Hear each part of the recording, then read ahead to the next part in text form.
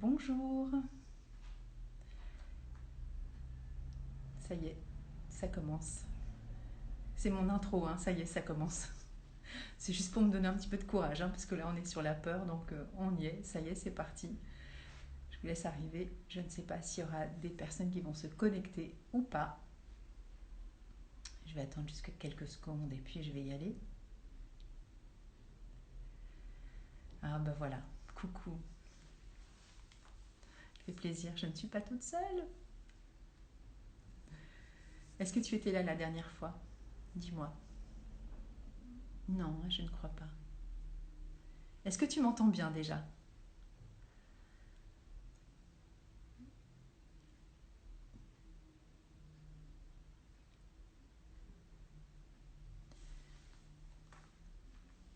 Bon, pas de réponse, c'est pas grave.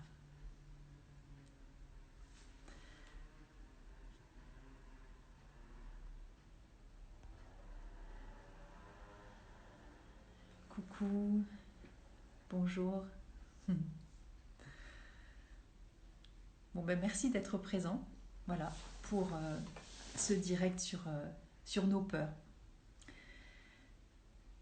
C'est important de parler. Oui, on t'entend bien, parfait, ben merci, c'est bien. Parce que je ne sais pas s'il faut que je mette un micro en plus ou normalement je pense pas, parce que je suis quand même assez proche du téléphone, mais voilà. Je veux juste m'assurer que tout soit ok, que je ne sois pas trop éloignée. Voilà, alors je ne sais pas si vous prenez des fleurs de bac. Bonsoir, bonsoir Valérie. Est-ce que vous prenez des fleurs de bac toutes les deux ou pas du tout? Parce que le but, c'est un partage, hein, donc je trouve ça chouette aussi de pouvoir faire des interactions.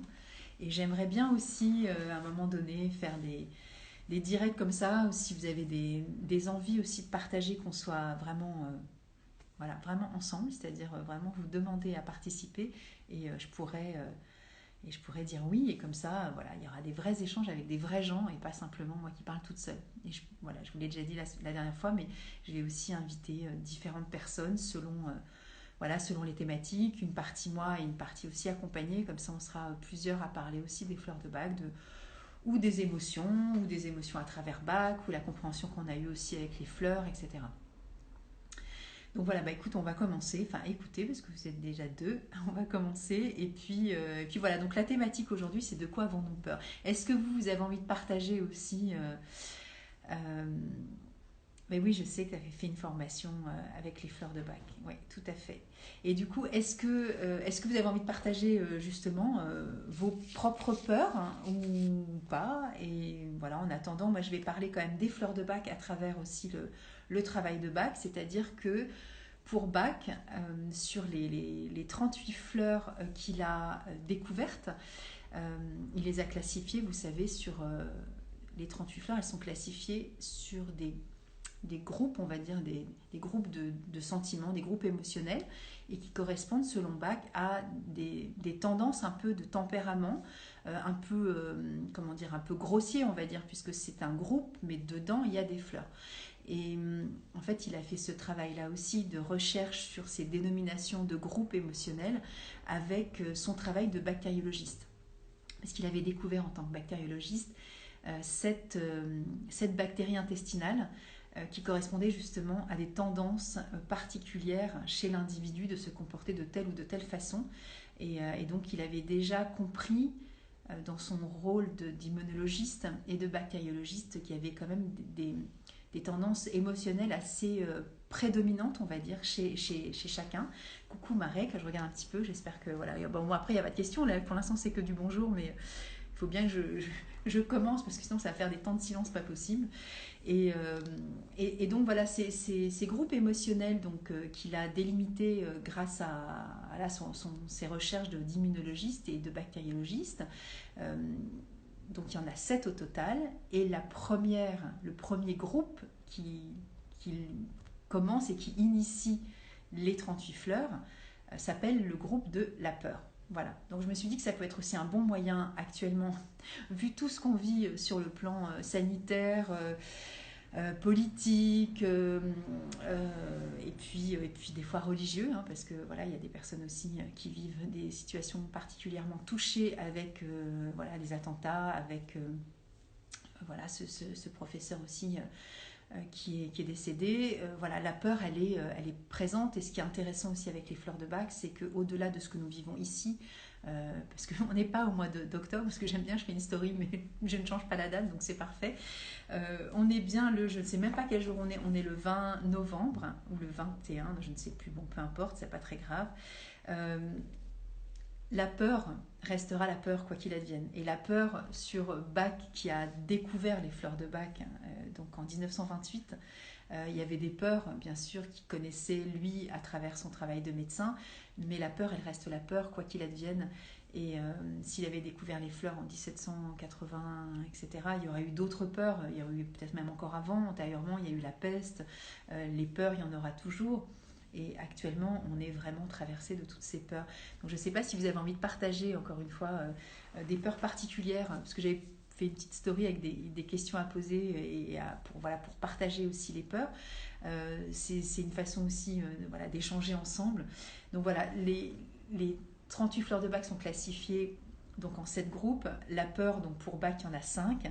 Et ensuite, les 6 autres groupes, ce sont des groupes différents et on aura l'occasion bien sûr d'en reparler. Mais il y a par exemple les gens qui sont dans l'incertitude, il y a les gens qui sont, enfin je dis les gens, c'est le groupe émotionnel qui correspond à toutes ces émotions-là dans le groupe. Puisque quand je parle de la peur, il y a 5 peurs selon Bach et pas une seule peur. Après, on va aller voir un petit peu plus loin. Je pense que des fois aussi, quand on parle, on dit j'ai peur, mais c'est pas forcément une fleur qui est reliée à un groupe émotionnel en particulier parce que le groupe s'appelle la peur, donc on considère que c'est une peur avec une fleur qui correspond à la peur, pas nécessairement. On peut avoir peur sur différents plans et c'est aussi une façon de parler qui fait que on voudrait relier les fleurs avec le nom, mais c'est pas nécessairement la réalité, en tout cas toute seule de la peur. Hein. Après, donc l'incertitude, donc là il y a 6 fleurs dans ce groupe-là, il y a le manque d'intérêt pour le présent, il y a 7 fleurs à l'intérieur, donc 7 façons aussi de vivre ce manque d'intérêt pour le présent. Il y a la fleur, la famille de la solitude, où là il y a 3 fleurs à l'intérieur, et il y a les personnes par exemple qui se préoccupent un peu trop des autres, préoccupation excessive pour les autres, du bien-être d'autrui, donc là il y a 5 fleurs. Et donc voilà, c'est intéressant de se dire que Bach avait déjà commencé avec son travail de classification. Donc là, je suis en train de vous montrer un des livres qu'il a écrit, qui a été édité voilà, au courrier du livre. Et c'est un peu notre référence en France, puisque alors sous d'autres éditions, enfin, je vous montre, par exemple, ça c'est l'édition anglaise.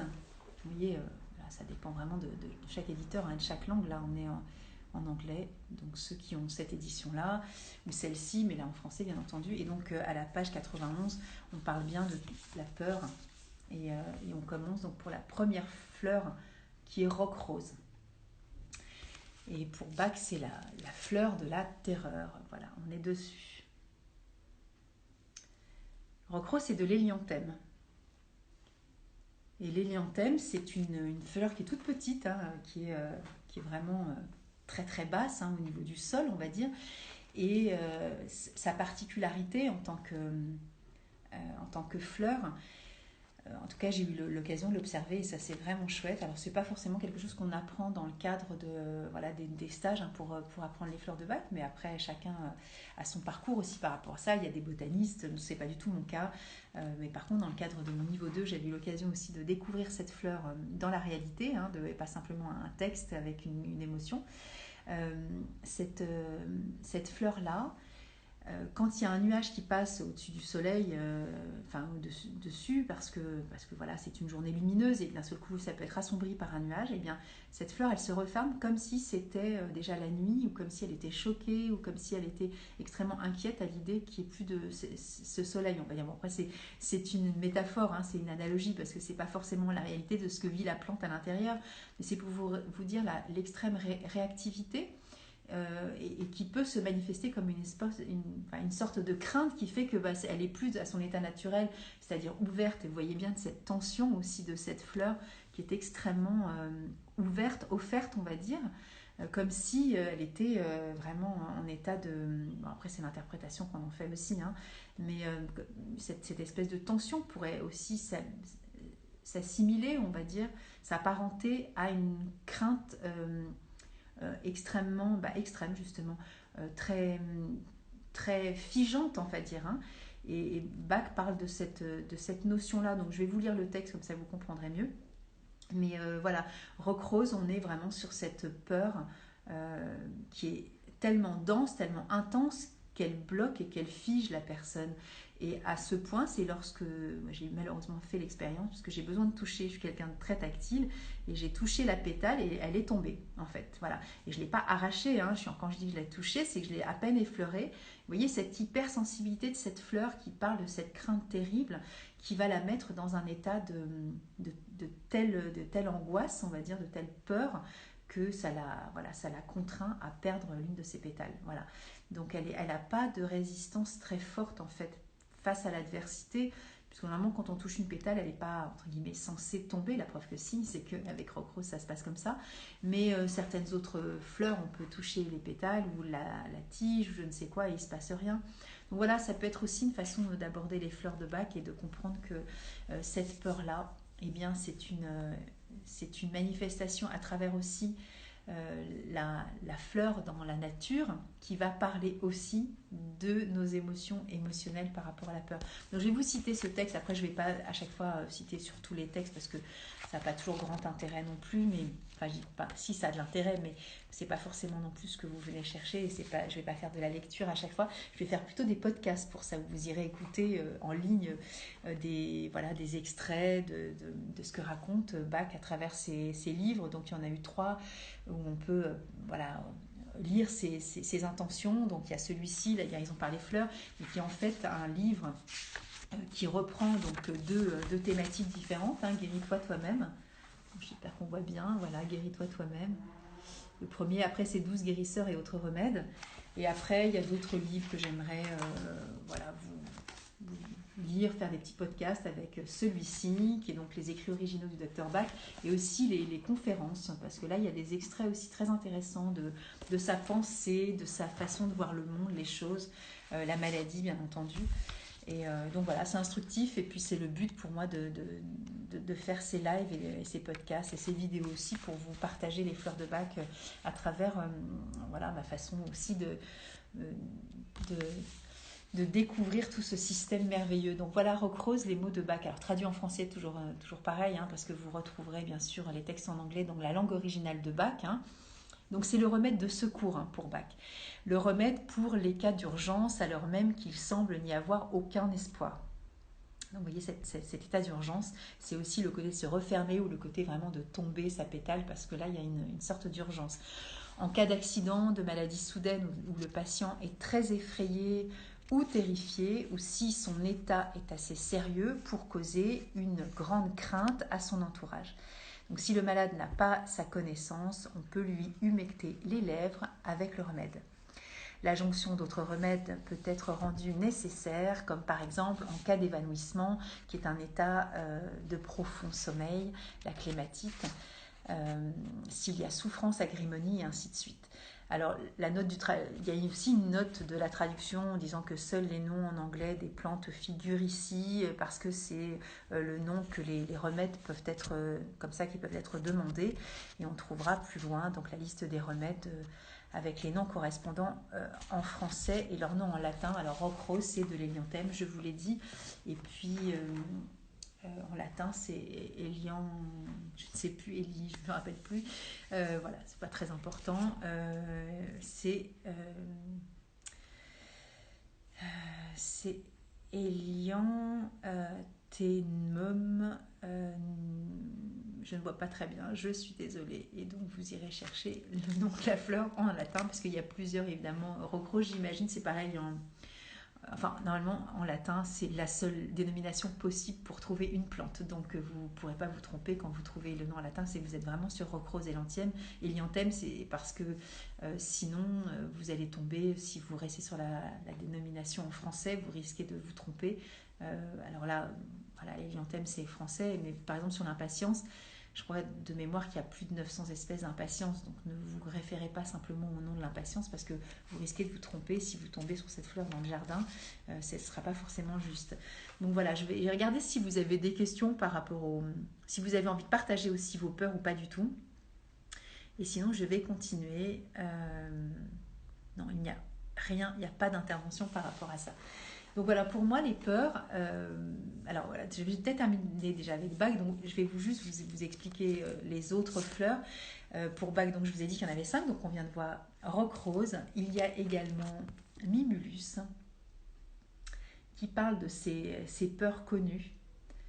Donc ça, c'est de la mimule tachetée, on voit les petites taches rouges. Et puis par extension, pour Bach, il va parler également de la peur qui est de l'ordre de la timidité.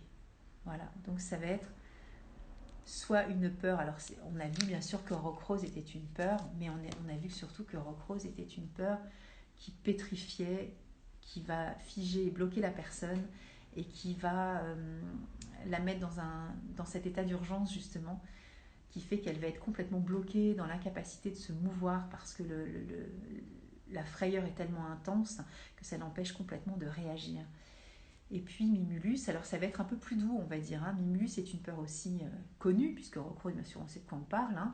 Mimulus, on sait de quoi on parle également, mais là, ça va être un peu plus doux, c'est-à-dire que la personne qui ressent une crainte va pouvoir quand même être plus... C'est une peur un peu plus modérée, on va dire, une peur qui va être plus acceptable peut-être, mais ça peut quand même être des manifestations physiologiques, du type j'ai quand même les mains moites. Alors on parle de timidité, souvent les mains moites c'est aussi beaucoup en lien avec la physiologie, donc avec la moiteur des mains qui va commencer parce que je ne peux pas gérer cette situation. Ça va être le cœur bien sûr qui va s'emballer. Ça va être, alors bien sûr, Roc Rose, il va plus s'emballer, il va battre tellement fort qu'on a presque des fois l'impression qu'on peut presque être au bord de plus pouvoir vivre parce que le cœur s'emballe tellement qu'il va faire des sauts très très pulsés et tellement inquiétants qu'on pourrait se dire que le cœur s'emballe et qu'il va lâcher. Voilà, après, bon, chacun va réagir à sa façon, bien sûr, on ne va pas simplement délimiter la peur en fonction de nos réactions physiologiques parce qu'on est tous différents. Et en fonction, bien sûr, de la peur qui se présente à nous, on va se comporter de façon complètement différente les uns des autres. Alors, il parle aussi de cette peur, à contrario de Mimulus qu'on vient de voir, qui est une peur connue, sur laquelle je peux identifier. Donc, ça va être quoi, par exemple? Ça peut être la peur, alors j'ai dit la timidité, ça peut être la peur de parler, la peur de se lancer à faire des lives par exemple, ou la peur de répondre, si on se sent inquiété par rapport au fait de pouvoir converser, communiquer tous ensemble. Mimulus, j'arrive toujours à comprendre d'où vient cette crainte et je peux l'identifier, je peux la nommer, je peux la cerner, je peux y mettre un nom parce que je connais la source de cette peur-là. Donc ça peut être la peur très concrète. Là, j'ai parlé en début de la situation sanitaire. Est-ce que c'est par exemple la crainte de tomber malade? De quoi avons-nous peur? Est-ce que ça peut être celle-ci, de contracter une maladie? Alors actuellement, bien sûr, ça va être la Covid-19, mais pas que. Il y a des gens qui ont déjà contracté et qui se disent je n'ai pas besoin d'avoir peur de ça parce que je sais exactement comment ça se passe. Toutes les peurs que je peux nommer, identifier, c'est de l'ordre de Mimulus. Et alors celle-ci, elle est à l'opposé, on va dire. Donc ça, c'est Aspen. Donc ça, c'est en français, Aspen, c'est du peuplier tremble. Alors c'est marrant parce qu'en français, justement, on pourrait peut-être considérer qu'il y a déjà une indication de la peur, parce que le mot tremble, en général, on peut trembler d'amour aussi, on n'est pas obligé d'être dans la crainte non plus. Mais le peuplier tremble, on va plutôt s'adresser aux personnes qui n'ont pas la connaissance de cette crainte-là. C'est-à-dire c'est un ressenti qui va être extrêmement inquiétant, mais angoissant, mais qui n'a pas de raison valable, on va dire, dont on ne connaît pas forcément l'origine. Donc cette origine-là, elle peut être différentes sources, mais la personne qui ressent cette angoisse-là, elle ne pourra pas dire j'ai peur de ça en fait. C'est une angoisse, une inquiétude, quelque chose souvent qui est de l'ordre de l'impalpable, qui pourrait être même assimilable à une crainte qui est de l'ordre de quelque chose, quand je parle d'impalpable, ça pourrait être même presque de l'ordre du surnaturel ou d'un ressenti qui n'est pas concret et réel, puisqu'a priori, il n'y a rien qui puisse laisser penser la personne qu'elle pourrait, entre guillemets, avoir peur. Mais elle le ressent quand même comme ça. Donc ça peut être aussi de l'ordre du pressentiment ou du mauvais pressentiment. C'est cette crainte qui va des fois se manifester aussi au niveau du corps, hein. Ça peut être aussi au niveau du plexus solaire ou voilà, au niveau du thymus ou je sais pas, des poumons, de la gorge, ça dépend de la personne, mais c'est la personne qui va dire je suis angoissée, je suis inquiet, mais je ne connais pas la raison pour laquelle je me trouve dans cet état-là. Et donc des fois de prendre cette fleur-là, ça permet peut-être aussi des fois d'identifier justement la source de cette origine, de cette émotion qui émerge en soi et qui justement peut être aussi mise en lumière, c'est-à-dire que quand il y a de la lumière, cette part d'ombre justement que j'arrive pas à comprendre en moi puisque j'ai peur mais j'arrive pas à comprendre d'où ça vient. Lorsqu'on prend Aspen, quelquefois, il peut arriver aussi que justement ce voile se lève et cette obscurité cesse. Et donc cette lumière peut mettre aussi justement en exergue voilà, la source et l'origine de ma crainte. Et des fois, ça peut être même carrément une autre fleur qui est derrière une autre émotion, hein. On peut se sentir mal sans savoir pourquoi on ressent de la peur, mais parce qu'on voilà, on peut se sentir par exemple inquiet parce qu'on est dans la culpabilité, parce qu'on s'en veut d'avoir fait quelque chose, d'avoir dit quelque chose, mais on ne va pas forcément toucher directement cette culpabilité. Ça va passer des fois par le biais d'une peur. Hein, c'est très subtil les émotions. Alors là, on sait qu'on va découvrir 38 fleurs de Bach et qu'on va être sur l'émotionnel, mais c'est beaucoup plus subtil que ça, ce qui se passe dans le cerveau, dans le corps, par rapport au fait d'identifier nos propres émotions. C'est pour ça qu'au Centre Bach, on parle souvent de pelure d'oignon, parce que dans ces couches d'oignon, tout ça est extrêmement mêlé et il y a une interactivité avec toutes les émotions qui se télescopent les unes avec les autres. Et donc, c'est pas toujours très simple non plus d'identifier plutôt roc-rose, alors que bon, pourtant, normalement, on pourrait dire oui, c'est une fleur qui va parler de cette peur très intense, qui va figer. Donc, normalement, c'est assez simple. Mais des fois, quelquefois, Mimulus, c'est des fois très ténu l'une avec l'autre. Et puis Aspen, eh bien, je ne sais pas d'où j'ai peur. Pourquoi cette émotion-là va m'assaillir. Il y a celle-ci aussi qui est Cherry Plum. Cherry Plum qui parle de cette peur qui est encore différente des trois premières. Cherry Plum, c'est la peur de devenir fou, on va dire. Hein. C'est la peur de craquer, la peur de perdre la raison, la peur de manquer de contrôle, la peur de ne plus pouvoir du tout maîtriser qui nous sommes avec des attitudes, des paroles, des gestes, des mots qui dépassent totalement l'entendement et la pensée. Donc c'est vraiment cette peur qui va survenir, jaillir avec cet effet de sentiment d'avoir envie de craquer, on dit voilà, de péter les plombs. C'est un peu ça en fait, hein. C'est comme si vraiment d'un seul coup ça jaillissait de nous, cette peur, et qui était de l'ordre de l'incontrôlable, qui est vraiment cette peur qui peut effrayer, parce que elle fait partie des peurs, mais c'est effrayant de ne plus pouvoir se contrôler en fait. Hein, c'est effrayant de se dire qu'on ne peut plus avoir la maîtrise de ce que l'on pense, de ce que l'on va dire ou de ce que l'on va faire. Et après, Bach parle aussi de cette notion de regret après, c'est-à-dire qu'on peut aussi penser ou avoir envie de faire des choses ou de dire des choses qui pourraient échapper évidemment à notre contrôle, c'est-à-dire notre cerveau ou notre corps, bien entendu, et après dont on regrette les faits, c'est-à-dire que ça participe bien à cette compréhension que Cherry Plum nous invite à identifier en nous, de cette je peux plus maîtriser en fait. C'est souvent retiens-moi, je vais péter un câble ou je vais faire un malheur, ou il y a ce côté c'est à la limite de la limite du supportable qui fait que d'un seul coup ça peut y jaillir. Et cette peur là pour Bach, c'est la peur de ne plus pouvoir se maîtriser, se contrôler et d'arriver à faire des choses ou de dire des choses ou de penser des actes qui pourraient aussi avoir des conséquences évidemment graves. Parce que ça peut être de l'ordre aussi d'attenter à notre propre santé ou atteindre aussi la santé d'autrui. Donc il y a cette notion aussi d'état d'urgence parce qu'il y a non-contrôle et non-maîtrise. Et souvent quand ça monte, on a la plupart du temps la capacité de calmer le feu, calmer le jeu de ce truc qui monte. Mais quand c'est parti, la plupart du temps, c'est trop tard. Et ce trop tard-là, il y a des signes avant-coureurs selon chacun. de se dire, voilà, c'est en train de monter, hop, là, il faut que j'arrête. Alors, soit il y en a qui vont respirer, il y en a qui vont quitter la pièce, il y en a qui vont prendre un bol d'air, il y en a qui... Voilà. Puis des fois, c'est trop tard et c'est fait, et le mal est fait. Et le mal est fait, comment je révise le tir? Des fois, c'est pas toujours très simple non plus, parce que les mots peuvent être aussi sortis sans contrôle.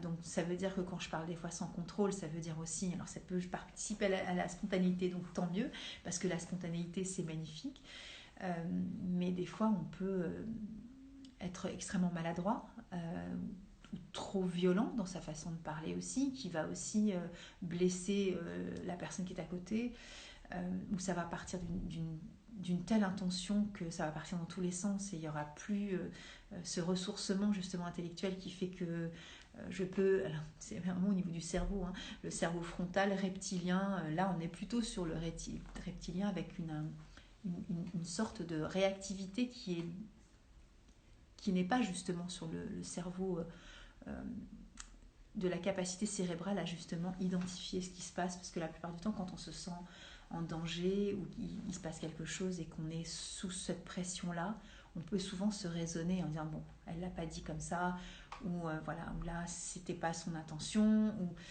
je vais respirer, je vais me calmer. Et là déjà, on est dans ce cerveau qui est capable aussi de prendre l'événement avec discernement, avec peut-être cette part d'adulte aussi en nous, en disant bon, ok, qu'est-ce qui se passe, qu'est-ce que tu ressens, et donc là, je vais soit prendre du rescue, soit encore une fois respirer, peu importe, hein, il n'y a pas de...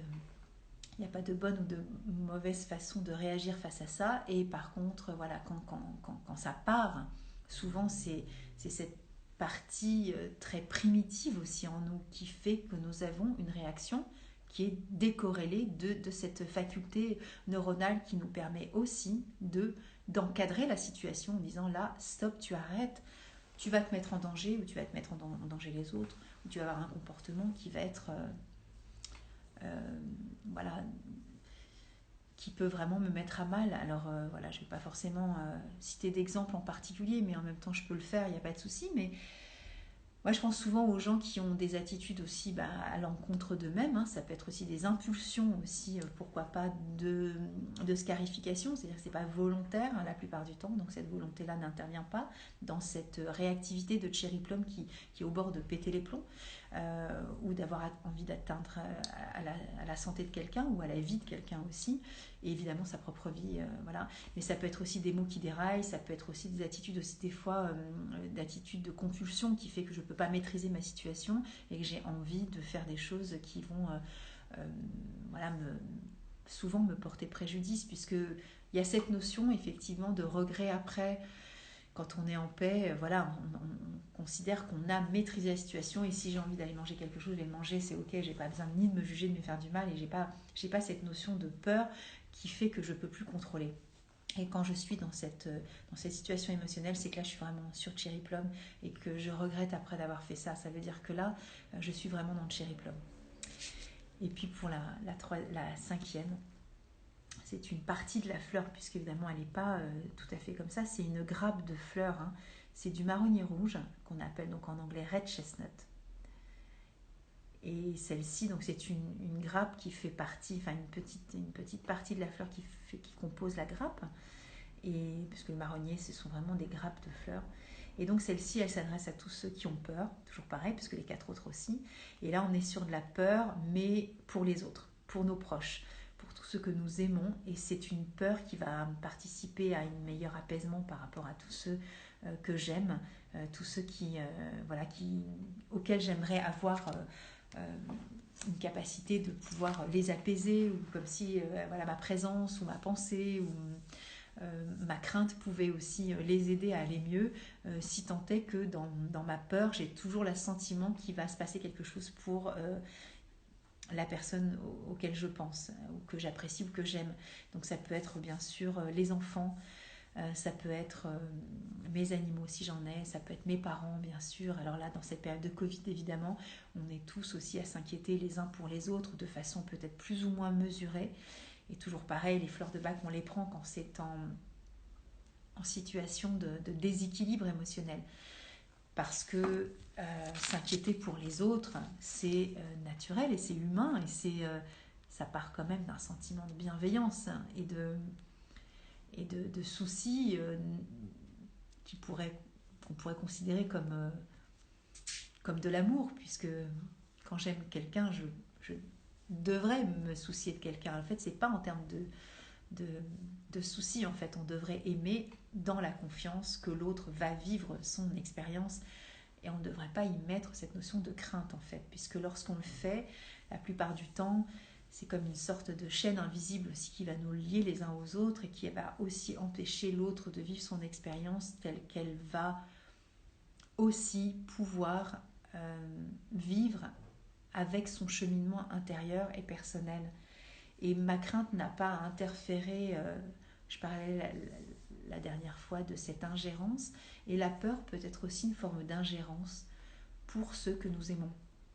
Parce qu'en fait, quand nous aimons nos êtres chers, alors ce soit nos compagnons, nos compagnes, nos enfants, nos animaux, nos parents, nos grands-parents, nos voisins, nos amis, bref, quand quelqu'un nous annonce quelque chose, est-ce que nous avons forcément la nécessité d'y mettre notre propre peur, qui n'est qu'une projection de nous-mêmes finalement. Quand j'apprends que telle femme, qui est une amie, va faire de la procréation médicalement assistée, est-ce que si je m'inquiète pour elle, est-ce que ça n'est pas une part de moi que je mets dans son histoire, qui fait que ma crainte que ça ne fonctionne pas ou que ça fonctionne mal selon l'idée que je me fais de la PMA, selon mon histoire personnelle, si tant est que je sois aussi passée par cette expérience, fût-elle douloureuse ou joyeuse, ou que j'ai vécue comme un échec, etc. Est-ce que lorsque cette amie me dit qu'elle va faire cette expérience-là, je dois nécessairement, sous couvert d'amour que j'ai pour elle, dois-je absolument m'inquiéter pour elle? Je vous pose la question, qu'est-ce que vous en pensez? Ça me fait une petite apnée de respiration. Est-ce que vous êtes d'accord avec ça?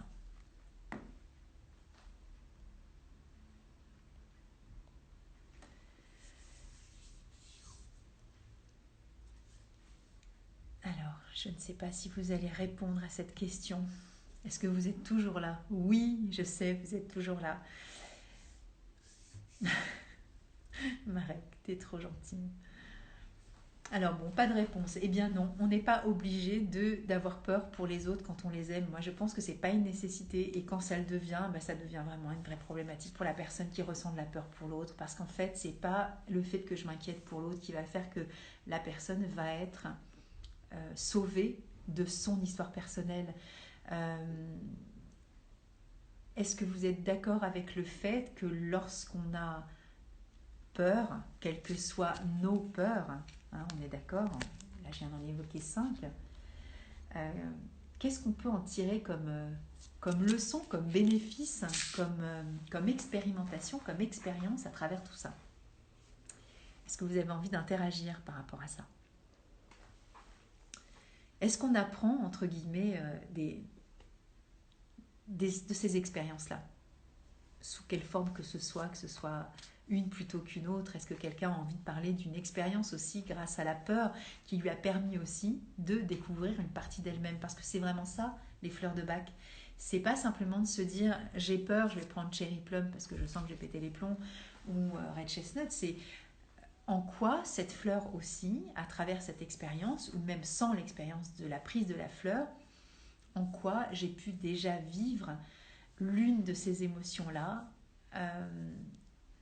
en quoi j'ai pu tirer aussi du bénéfice de la sagesse aussi à travers cette expérience. Est-ce que j'ai pu comprendre encore plus qui j'étais à travers ce que Bach appelle le défaut, puisque là la fleur n'est là vraiment que pour rééquilibrer cet état qui est en un état on dit en état de déséquilibre, mais le déséquilibre c'est quoi? C'est trop faire d'ingérence aussi par rapport à l'autre, et puis ne pas lui faire confiance d'une certaine façon. Et puis cette ingérence de cette peur qui va le lier à l'autre et qui va lui peut-être des fois, malheureusement, lui mettre une idée dans la tête qu'il n'a pas à anticiper sur sa propre expérience. C'est pas parce que on va entendre tous les avis de tout le monde sur une expérience qu'on sera, comment dire, disculpé ou pas disculpé, mais qu'on sera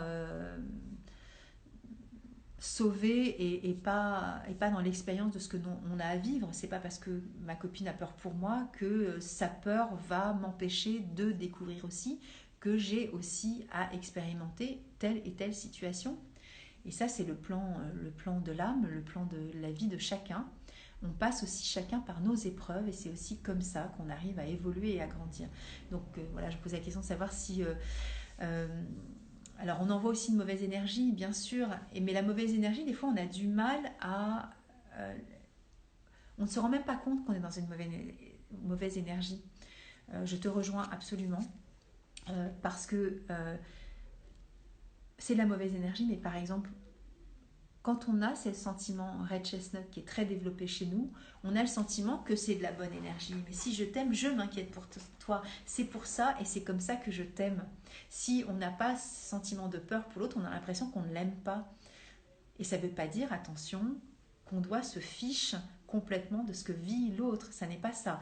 Mais ça veut dire que si je suis dans cette capacité d'amour, je suis aussi capable de cette non-implication de mes peurs dans l'expérience que l'autre aura à faire de sa propre vie, en fait, quoi qu'il puisse vivre. Quand quelqu'un vous annonce que, par exemple, il a perdu son emploi, que quelqu'un vous annonce qu'il est quitté, quand quelqu'un vous annonce qu'il n'a plus d'argent, que quelqu'un vous annonce qu'il est malade, est-ce que le fait que je m'inquiète pour lui, pour elle, quel que soit mon rapport avec il ou elle, va l'aider véritablement à être de nouveau accompagné, va être en bonne santé, va retrouver un emploi euh, et va lui faire gagner de l'argent. Je ne pense pas en fait. Et nous avons tous à un moment donné dans nos vies pensé que notre peur pouvait aider l'autre. Et en fait, c'est un véritable calvaire pour l'autre qui a déjà sa peine à gérer.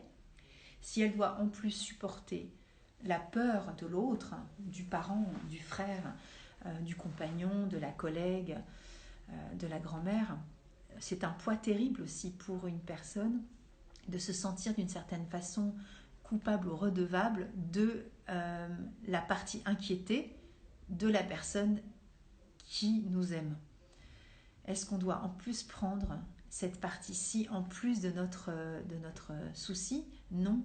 Ou des fois, c'est pas du souci, mais c'est l'autre aussi qui prend comme cet événement, comme quelque chose qui est de l'ordre de l'insurmontable. Et être quitté, perdre son emploi, être malade ou ne pas avoir d'argent, est-ce véritablement la fin du monde? Pas nécessairement. C'est une épreuve de vie qui nous vend souvent beaucoup plus fort, beaucoup plus paré à toutes les éventualités, plus, plus armé, plus costaud, plus invincible,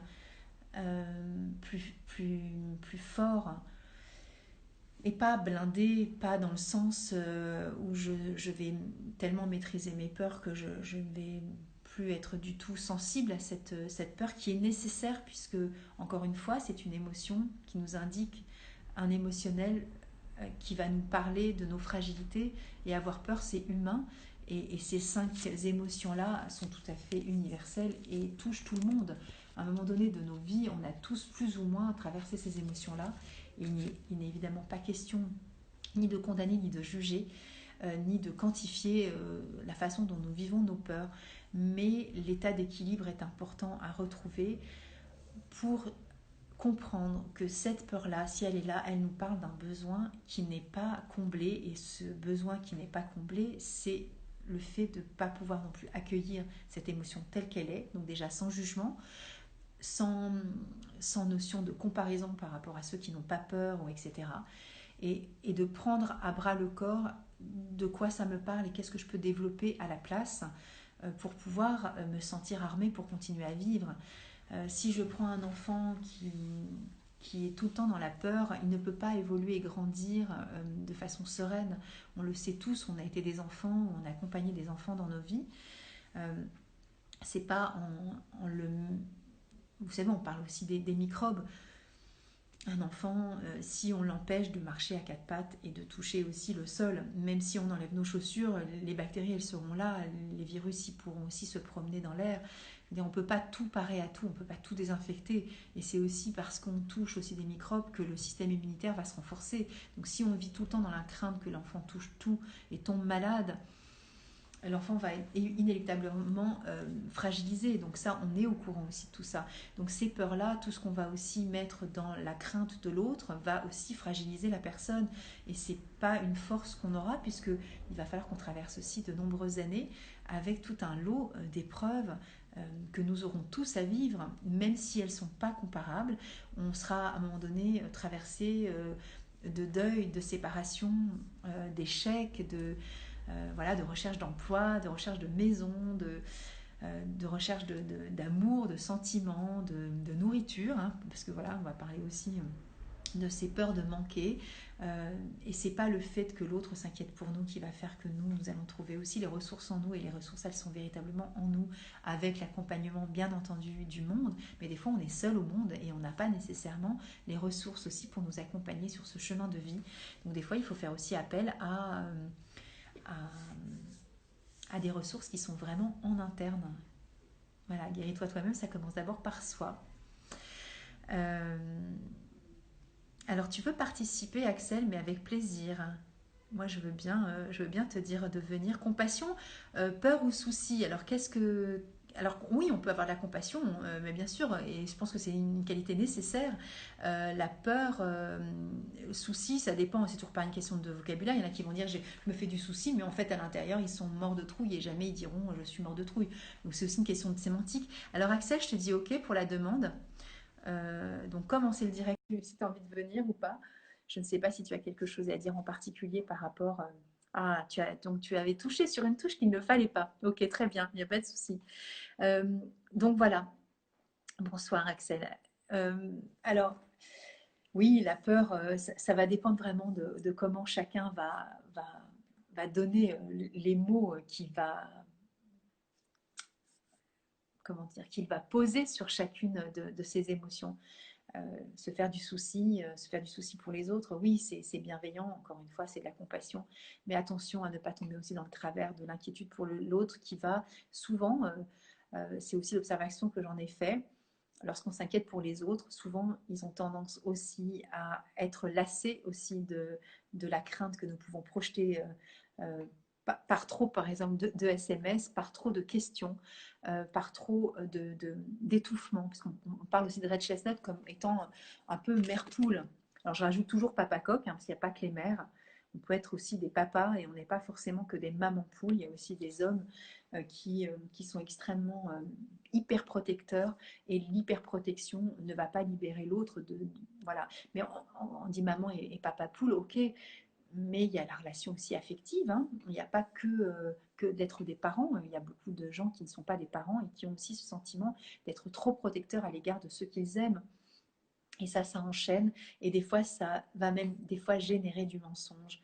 Parce que lorsque j'ai peur pour toi, eh bien, moi, je pourrais sentir qu'effectivement, tu t'inquiètes de trop, donc je ne vais pas te dire les choses, parce que si je te le dis, déjà, je ne sais pas comment je vais le gérer, ça, je viens d'en parler, mais aussi, je n'ai pas envie que tu t'inquiètes encore plus.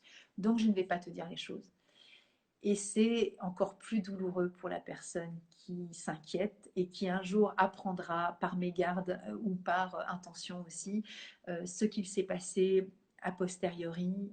Et là, c'est l'effondrement total en disant mais tu me fais pas confiance, pourquoi tu me l'as pas dit, j'aurais pu faire ceci ou j'aurais pu être là, je suis très déçue, ça me blesse, ça me fait du mal, alors tu ne m'aimes pas. Question, est-ce que c'est un manque d'amour? Est-ce que c'est justement cette hyper protection que j'ai pour l'autre en fait, il fait comme un espèce d'effet boomerang, c'est-à-dire que tu t'inquiètes pour moi je veux pas que tu t'inquiètes pour moi, donc du coup je ne vais pas te dire, et moi je vais m'inquiéter pour toi. En fait, c'est un cercle vicieux, et donc c'est pas nécessairement ça qui va faire que la personne, encore une fois, va vivre son expérience. Donc aimons-nous avec bienveillance, et dans cette bienveillance, j'y mets aussi cette connotation d'hyper-confiance connectée à l'autre, dans une sorte d'empathie et qui fait que j'investis l'autre aussi de cette part de confiance absolue sur ce qu'il va expérimenter et qui lui est propre en fait. Et que l'expression de dire la peur n'évite pas le danger, eh bien elle est réelle. C'est-à-dire que oui, je peux avoir peur pour toi, ou je peux avoir peur de manquer d'argent, ou je peux avoir peur être terrorisée, mais ça n'empêchera pas que les choses vont aussi des fois survenir dans nos vies. C'est-à-dire que la maladie peut être là, le manque d'argent peut être là, l'inquiétude pour l'autre peut être là, puisque l'autre vit quelque chose d'important à mes yeux et qui me semble être voilà, quelque chose qui peut être vraiment dangereux pour l'autre. Et c'est pas le fait que j'anticipe sur mes peurs que la vie ne va pas se présenter à moi, puisque des fois, et souvent, on peut remarquer tous, chacun dans nos vies, si on fait un peu le bilan, que tout ce dont nous avons peur à proprement parler, nous arrive non plus pas par hasard. Ça ne veut pas dire que cette co-création dont on parle, de se dire que voilà la pensée magique un peu de l'enfant, de se dire bah, j'ai peur de ça donc ça va arriver, oui c'est vrai, mais des fois pas. Des fois on peut être aussi assailli de quelque chose, alors que c'est peut-être aussi de l'ordre de l'inconscient, de la connexion de notre âme, qui est aussi là pour nous apprendre à évoluer et à grandir à travers tout ça. C'est-à-dire que lorsque je traverse une épreuve et que j'ai peur, eh bien, cette peur qui n'évite pas le danger, quand j'ai vraiment peur, alors est-ce que vous avez déjà traversé de très grandes peurs dans votre vie? Et moi, je peux vous dire que personnellement, j'en ai traversé énormément et depuis toute petite fille. Eh bien, c'est dans ces moments-là où je suis ce que je suis en fait. C'est en allant chercher au plus profond de moi ces ressources inouïes de confiance inaltérable de mon âme qui est là, nichée au fond de moi et qui connaît toute chose, qui sait toute chose, qui a cette connexion avec cette confiance absolue, j'irais presque même de mes cellules qui sont dans la vie depuis, voilà, moi j'ai 57 ans, ça fait 57 ans, plus la vie intra-utérine, hein, puisque vous savez que, pour ceux qui ne savent pas, mais voilà, moi mon travail c'est aussi la vie intra-utérine. Dès ma conception de ma première cellule, je suis vivante. Donc j'ai plus de 57 ans, parce que je peux rajouter les 9 mois de grossesse de ma mère. Euh, je suis en vie, je suis vivante et mon âme est là depuis ce temps-là. Donc ça veut dire que là, je peux me reconnecter inéluctablement à cette source inépuisable de lumière, d'amour, de confiance. Mes cellules ne se posent pas la question tous les jours, non, qu'est-ce que je fais, j'y vais ou pas? Je ne sais pas si je vais faire confiance au sang aujourd'hui ou au foie, ou je ne sais pas s'il va vraiment faire son job, hein, ou si l'estomac va vraiment digérer. Bon, je ne sais pas, moi aujourd'hui je ne vais pas bosser parce que ça me fait trop peur. Eh ben non, les cellules, elles sont là, elles sont au taquet. Tous les jours, elles bossent. Hein. Tout ça, ça se fait. Mes cheveux poussent, mes ongles aussi. Et même quand ça pousse pas, bah, c'est OK. Donc, je peux réviser et rééquilibrer le tir. Mais je veux dire, depuis tellement d'années, tellement de... On parlait de secondes la dernière fois. Toutes ces minutes, on est en connexion avec ça. Donc, quand on a traversé une très, très grande peur, qu'est-ce qui nous est arrivé dans nos vies pour qu'on puisse traverser cette étape-là? Est-ce que vous avez un souvenir de ça? Et surtout, si vous ne voulez pas partager ce que je le comprendrai, est-ce que vous pouvez mettre peut-être en commentaire les ressources que vous avez découvertes? Parce que les fleurs de bac, c'est ça, vous le savez bien, c'est un état d'équilibre, mais c'est surtout que nos fleurs nous parlent de nos défauts. Et nos défauts, c'est la peur. C'est la peur de péter les plombs, c'est la peur pour les autres, c'est la peur-terreur. Et dans ces peurs-là et ces nuances émotionnelles, qu'est-ce que j'ai pu comprendre à travers moi? C'est ça qui est le plus intéressant dans la vie. C'est pas tant de se dire, et Bach parle de ça, euh, il dit ne mets pas l'accent sur le défaut. Et donc là, le défaut, on parle de la peur, sous quelque forme qu'elle soit, euh, mets la lumière sur la ressource, sur ce qu'elle t'apprend à vivre en fait de toi. Et à travers les fleurs, on apprend à savoir qui nous sommes et comment on fonctionne en fait. Et quand on a vécu une peur dans la vie, une peur terreur, hein, la peur d'être abandonné par exemple, on peut être terrorisé à l'idée euh, voilà, de se sentir abandonné, mais abandonné peut-être enfant déjà. Hein. Peut-être qu'à l'âge de quelques mois, ma mère m'a confié à ma grand-mère et j'ai ressenti une terreur terrible. Et donc, qu'est-ce que j'ai découvert à travers moi, à travers cette terreur? Même si je n'ai pas toujours conscience de tout, actuellement, en tant que enfant qui va grandir, je vais peut-être mettre sous le chapeau ces angoisses-là, mais peut-être que oui, un jour je pourrais aussi comprendre que ma grande force, mon grand courage dans la vie vient aussi de cet abandon qui fait que j'étais terrorisée à se dire mais où est ma mère? Que fait-elle? Elle devrait être près de moi, me donner son lait, me donner ses bras, me nourrir avec son biberon si elle ne veut pas allaiter, mais je veux dire, elle devrait être là. Et j'ai été seule et j'ai découvert beaucoup de courage en moi, beaucoup de tempérament, de paix, de tranquillité pour se dire tout va aller bien, je vais continuer à grandir et je vais faire 6 mois et une semaine, 6 mois et 2 semaines, 6 mois et 6 mois, et 6 mois et 7 mois, et 10 mois, 12 ans, 15 ans, 30 ans. Et je continue à vivre malgré cette terreur. Pareil pour toutes ces émotions, des choses que je ne peux pas palper, que je ne peux pas comprendre. En quoi j'ai pu découvrir et vivre avec cette découverte permanente que cette peur indicible que je pouvais avoir, cette espèce de crainte, me donnait des fois un sentiment aussi de force, de sécurité intérieure, même si des fois la vie est complexe aussi à éprouver avec ses sensations et ses ressentis un peu étranges, de se dire il va se passer quelque chose, sois confiante, ça va le faire. Tout est là, tout est OK. Pareil pour péter les plombs, comment je me comporte par rapport avec cette grande frayeur qui fait que d'un seul coup, je sens que je suis en train de devenir dingue parce que je vais exploser. Mais comment je suis aussi dans cette grande maîtrise, ce grand contrôle par moment. Alors bien sûr, c'est pas linéaire la vie. Hein. Quand je donne des exemples comme ça, c'est quelque chose qui a été ponctué à un moment donné de ma vie. Mais comment dans ces moments-là, j'ai trouvé cette ressource inouïe en moi de cette capacité de contrôle, avec je parlais de ce cerveau aussi frontal, hein, ce cortex, néocortex qui est là, pour dire relativiser la situation, on reprend le contrôle, les rênes de mes circuits neuronaux en disant là, stop, prends du recul, laisse descendre la pression. Pareil pour la peur concrète, hein, comment j'ai pu oser franchir des pas prendre mon courage à deux mains et téléphoner à cette entreprise, envoyer une lettre de motivation, parler à un inconnu, dire je t'aime à quelqu'un, reparler à mon père de cette histoire. Comment j'ai pu décrocher ce job parce que j'y tenais tellement, mais j'étais terrorisée à l'idée de, voilà, j'avais peur de téléphoner, j'étais trop timide. Comment j'ai pu prendre et faire une conférence et parler devant tout le monde. C'est Mimulus.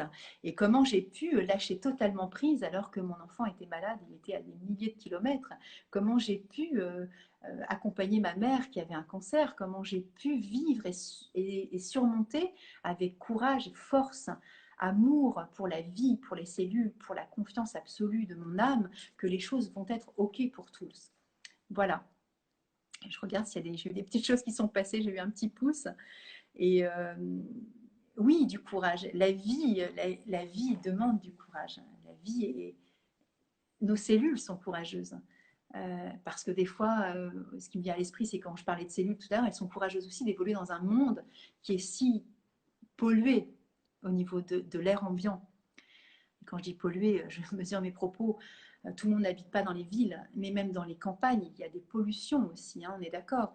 Donc les cellules, elles continuent à vivre avec courage. Hein. Y a cette pollution aussi qui peut être donc forcément de l'ordre de l'énergétique, on va dire, de cette pensée aussi des autres qui sont toxiques pour moi, qui s'inquiètent pour moi inutilement. C'est une forme de toxicité, de pollution. La pollution, elle peut être aussi dans mes propres pensées aussi. Hein. Et, mais mes cellules, elles continuent à vivre, elles continuent à évoluer dans ce monde si hostile, on pourrait dire quelquefois, et des fois tellement merveilleuse et tellement paradisiaque. Mais mes pensées sont aussi, comment dire, génératrices aussi de toxines. Hein. Les émotions sont des toxines pour nos cellules. Des fois, il faut aussi aller faire du sport pour aller éliminer ces tensions internes dont nous vivons par rapport à nos peurs. Et nos peurs laissent aussi des séquelles. Alors, on parle bien sûr voilà, de cortisol et d'effets, des miasmes aussi d'adrénaline, etc. Hein, puisque la peur, bien sûr, est génératrice d'endorphines et de plein de choses qui vont faire que, voilà, de toutes ces sécrétions aussi alors positives, mais des fois qui sont toxiques parce qu'elles sont trop dans la chronicité. Et à un moment donné, on s'encrasse aussi avec nos émotions. On le sait, puisqu'après, ça va générer bien sûr des maladies. Donc c'est important de pouvoir aussi faire confiance à nos cellules qui baignent aussi tout le temps dans cet univers euh, voilà, toxiques, polluants et aussi qui peuvent aussi être baignés de peur et elles ont besoin aussi de vivre dans cet état de confiance pour pouvoir continuer à évoluer et ne pas non plus se figer, se scléroser et développer des maladies puisque nos cellules, elles ont besoin d'un état de confiance aussi et d'apaisement pour faire leur job, même si je disais que elles le font quoi, inévitablement, mais si elles le font dans de bonnes circonstances, c'est quand même plus cool pour le corps. Euh, Y a-t-il d'autres fleurs que l'on puisse rajouter sur des schémas plus profonds d'échecs? Bien sûr, là je suis sur les peurs, mais bien sûr, alors les formats plus profonds d'échecs, alors là j'ai pas toutes mes fleurs, je sais pas pourquoi j'ai pas toutes les cartes. Ah si, elles sont là. Il y a du large, je crois qu'on en a parlé la dernière fois, la dévalorisation, la peur de l'échec. Hein. Ça c'est vraiment une fleur qui est tout à fait particulière et c'est ce que je disais aussi en début en début de live, c'est que on est dans le vocabulaire, on dit j'ai peur, mais des fois, on dit j'ai peur de l'échec. Alors, on pourrait considérer qu'on dit j'ai peur de l'échec, donc c'est une fleur de peur. Et en fait, non, pour Bach, la peur de l'échec, la peur d'échouer, la peur d'être nul, et je commence bien la phrase avec j'ai la peur de, correspond véritablement à l'arch, le manque de confiance en soi, la dévalorisation, le fait de se comparer aux autres et d'être très certain de ne pas y arriver. Voilà, l'arch. Je ne sais pas si on voit bien là. J'essaie de faire gaffe parce que la dernière fois, j'approchais tellement qu'on ne voyait rien, mais là on ne voit pas non plus, donc c'est pas très grave. Donc c'est l'arch, c'est L-A-R-C-H. Cette fleur-ci, elle nous indique nos besoins de nous faire confiance et d'avoir la certitude que nous allons réussir à franchir ces étapes pour arriver à notre objectif. Et franchir ces étapes et arriver à notre objectif n'est pas une fin en soi. On dit toujours que c'est souvent le cheminement qui est plus intéressant plutôt que le résultat. Les résultats, c'est en fait, on se met des fois des pressions pour arriver à quelque chose, mais parce qu'on le fait en comparant avec ce que les autres nous montrent ou que nous voulons bien prendre de la part de l'autre comme étant des référentiels. Mais en fait, moi, si je me compare à toi, par exemple, alors Larch versus Serato, pas pareil. Je vais en parler. Moi, si je me compare à toi, Axel, on va dire, mais demain, je vais être graphiste, je veux créer des visuels, etc. Ben, je vais me trouver nulle et je ne vais même pas le faire. Et en fait, tu vas me dire, mais pourquoi tu fais ça, Nathalie? Vas-y, regarde ce que tu fais avec tel outil, etc. Ça le fait très bien. Mais pourquoi a-t-on tout le temps besoin de se comparer en termes de compétences, de qualité, de ressources, etc. En fait, on devrait tout le temps vivre dans le je me fous du regard de l'autre, je fais ce que j'ai à faire, je me fous du regard que je porte sur moi, sur ça doit être ça le résultat. Ce sera de toute façon, et le fait déjà de oser et de franchir le pas, alors peut-être avec Mimulus en plus, hein, plus du large, et ben on est capable de trucs de dingue. En fait, on prend quoi comme risque dans la vie? Bah, pas grand-chose. Si ce n'est nous-mêmes de nous faire du mal, de penser que on est des moins que rien, on n'est pas capable, on est nul. Alors ça, on va peut-être refaire la partie aussi de l'enfant en nous, euh, des phrases qu'on aura peut-être entendues aussi dans notre enfance ou pas. Les parents ne sont pas tous responsables de ce qui se passe aussi de l'adulte que je suis devenue. Mais des fois, ce sont des phrases aussi que je me suis dites en interne en me dévalorisant par rapport à mon frère, à ma soeur, à mon oncle, à mon cousin qui était mieux que moi, que ceci, que cela, que pour être un bon graphiste, un bon coiffeur, un bon speaker, un bon ce que vous voulez. Il faut avoir ça comme référentiel, il faut gagner tant d'argent, il faut avoir une maison comme ça. En fait, on est tout le temps en train de se faire du mal pour rien. Voilà, on s'en fiche après tout. On est ce qu'on est, on fait ce qu'on est et lançons-nous, osons être qui nous sommes. Et voilà, c'est aussi simple que ça. Serato, et je vais peut-être conclure parce que je suis hyper pipelette en fait. Hein, je me suis aperçue que la dernière fois, c'est 50 minutes et là, on est pareil, on est sur une heure. Serato, elle parle à toutes les personnes qui vont manquer de confiance en elles. C'est évident, c'est ce que tu proposes, Axel, et tu as bien raison. Mais par contre, là, c'est une personne qui va aller demander l'avis des autres parce qu'elle est dans l'incertitude face à ce qu'elle ressent. Donc là, on est plus sur le doute de soi, sur est-ce que je sens que ça, je dois le faire ou pas, parce que je sens que c'est OK, mais j'ai quand même un doute. Et il y a un doute qui s'immisce, et ce doute va me projeter sur la connexion à l'autre en disant, l'autre, il doit mieux savoir que moi ce que je dois faire, ce que je dois penser, ce que je dois être. Et à partir de ce moment-là, je vais aller solliciter l'autre pour lui demander son avis. Est-ce que c'est juste, d'après toi, pour toi, que j'achète ce véhicule, que je déménage, que je sois copine avec cette fille, que je me marie, que je prenne telle robe, que je divorce, que je prenne un amant. Mais en fait, on doit être notre propre référentiel. Là, on n'est pas sur la comparaison à l'autre, on est sur le qu'est-ce que je ressens moi. Et ce qui est juste en moi n'est pas juste pour l'autre. Et l'autre va donner son avis qui lui est propre. Je dis souvent, bah, la vie des autres, c'est la vie des autres. Alors, c'est pas la même orthographe, mais ça veut dire la même chose. C'est-à-dire qu'effectivement, si on sollicite un tel et une telle, chacun ira y mettre son propre grain de sel, soit par la peur. Ne fais pas ça, mon Dieu, ne divorce pas. Tu sais pas ce qui va t'arriver, tu vas vivre en enfer. Moi, je l'ai entendu. Hein. Euh, soit l'autre va dire mais c'est génial, vas-y. Mais en fait, si j'ai pas envie de divorcer ou si je sens que c'est vraiment juste pour moi, pourquoi je dois absolument demander à l'autre ce qu'il en pense ou ce qui devrait être juste? Il n'y a que moi qui sais en fait. Même si je ne sais pas, je dois savoir écouter mon intuition, mon âme et mon expérience, mais propre. Et elle est propre à mon histoire, qui n'est pas en référence avec celui de l'autre en fait. Puisque nous sommes tous uniques et singuliers. Il n'y a pas deux personnes sur Terre identiques, même si dans une fratrie nous sommes quatre et nous avons été élevés par les deux parents, évidemment, ce sont quatre personnes différentes et tant mieux, même si elles viennent des mêmes cellules, voilà, des chromosomes du papa et de la maman, ce seront évidemment quatre identités différentes. Donc, faisons confiance à notre âme, à notre plan divin, à ce qui est en nous, à nos cellules. Quand je dis plan divin, encore une fois, ça n'a rien de connotation religieuse. Hein. Je parle de cette divinité en nous qui est propre à voilà, cette reliance qui peut être de l'ordre voilà, de la lumière, de l'amour, de cette alchimie absolument dingue qui fait que nous sommes ce que nous sommes depuis, voilà, depuis notre conception. Et faisons ce référentiel-là et lâchons prise vraiment sur le regard de l'autre, sur ce que l'autre sait mieux que nous, etc. Puisque ça n'est pas du tout la réalité. Voilà, voilà. Bon, on va peut-être se quitter maintenant, hein, parce que c'est le début de la soirée, il est 47.